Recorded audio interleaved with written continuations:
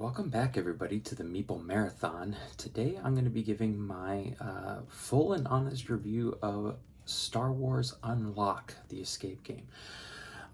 This is not going to be an in-depth review because I don't want to spoil anything.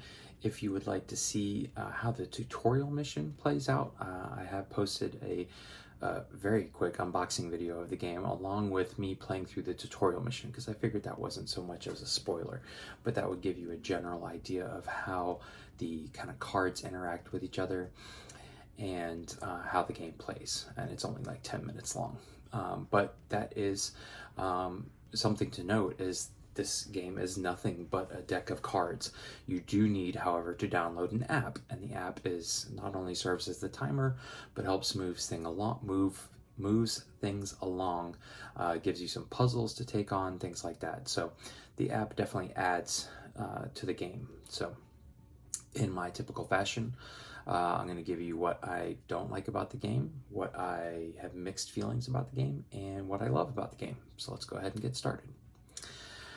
First off, right off the bat, and this could have fallen into the mixed category, but I decided to put it into the negative for kind of two reasons, and that's the replayability of the game. Obviously, it's an escape game, and it, once you play through it, once you kind of know everything, I guess I could like put this on my shelf and just not think about it for a year at least, and then be able to come back and play it. But I'm probably just gonna try and find someone who is looking for a copy and pass it on to them. So with that comes the price point. This game was, retails MSRP is, I believe, around $35, which seems a little steep for me for just 3 decks of cards. I basically got 3 hours and 10 minutes, probably actually a little bit more because the final mission I went over my time. So 3 hours and 20 minutes for $35. Now, generally, I would not say that's a great deal, but some people would say that's fine. Honestly, plenty, and I used to do it too, would go to the movies and spend $10 for an hour and a half of time, and you couldn't resell that ticket like I could resell this box. So I don't know, it just seems like for what really came in here, the price point was a little high. So I would definitely, if you're going to look for this game, look to get it on sale or look to get it secondhand. This is one that you could easily pick up secondhand, because more than likely people are going to play through it once and then they'll be done with it. It is just cards, and you can easily put the cards back in order. I've already gone ahead and put them back in order for whoever I pass this along to. So finding this on the secondhand market, I think, would be the way to go. And that's another thing. I don't know why the box is so big. This is a pretty big size box, and there's really only 3 decks of cards in here. Why did they make it so big? There is the very last scenario has a map that you can unfold. But even that map is not the full size of this box. The only thing that is the full size of this box is the instruction manual, which they could have made smaller and just made more pages. Most of the instructions you get from the tutorial mission. And then they have an entire solution book in here, which I guess if you really got stuck and just got frustrated and needed to look into the solution book, you would, but I didn't even touch the solution book. I didn't even open it. It felt like cheating. I don't really think that's necessary. I feel like they could have built that into the app and made this box much smaller. I know it's technically 3 unlock games in one, but they didn't need to make it 3 times the size of a regular unlock game. So anyways, the other thing that I just did not like about the game is the score. They give you a score at the end, where I did not get 5 stars ever once. They score you based on, how much time it took you, and did you have to get any hints, and did you take any penalties, and how long did it take you to figure out the puzzles in the app. And it really just doesn't seem necessary. It just kind of made me feel a little down at the end of what was generally usually a very fun experience. So I don't know why there's a score there. Make it optional. Make it so I can turn it off. I don't care about my score. I was just playing by myself. And the last thing here, this was a big one for me. There were situations in the game. The biggest one came in the final one, that is considered to be the most difficult. But there are what I would call rules breaking tasks that you needed to do. The problem is that they are not giving you fair warning. They're not explained. You're not told that you need to do this. And I'm trying my best to figure out how to explain this without giving something away, without spoilers. But the best example I can come up with is in a lot of games nowadays, especially, they will put something in the instruction manual that says, in general, these rules are set and you need to follow them. But if you ever come across a card where the text on the card breaks those rules, the card takes precedence. Most of us have seen that in a game or in the rule book, where it's like, okay, every now and then you'll come across something where the rules are broken. Generally you only get 2 actions on your turn. Well, you might come across a item that's going to give you 3 actions one turn. Obviously that's breaking the rules, but because the card says you get 3 actions this turn. Well, there were a couple times, and the most glaring one was in the final one, where the steps I needed to take broke the kind of normal rules, and broke away from the norm that had been up to that point. But it was not explained to me that I needed to break the rules a little bit, to tweak the rules, to take this extra step. And so I had no idea, and completely got lost. And I'm almost certain this is what led to me not completing the final mission in the 60-minute time limit. Because I was just like, I know what I need to do. I know, where this person is. I know what I need to do. But I just don't know how to enter that into the app, is what it came down to. And so if anybody else has played this last, the Jeddah one, recovering the Kyber crystals from Jeddah, if you played this game and you know what I'm talking about, drop me a line, give me a thumbs up. Let me know what your opinions are without spoiling anything. So yeah, just that they could have given you a heads up. And so there were instances like that without hints, I would have never finished the game. So that kind of bothered me. All right, let's move on to what I have mixed feelings about with this game. And the first one is that it's only cards. There is the app, and I feel like without the app, this game wouldn't be nearly as much fun. The app definitely adds a lot. But at the same token, it's very simple, very straightforward. You find the cards you're looking for, you look on the cards, you solve the puzzles, and you move on to more cards. By the end, you started with a big deck. By the end, you've got, no deck left. You've used all the cards.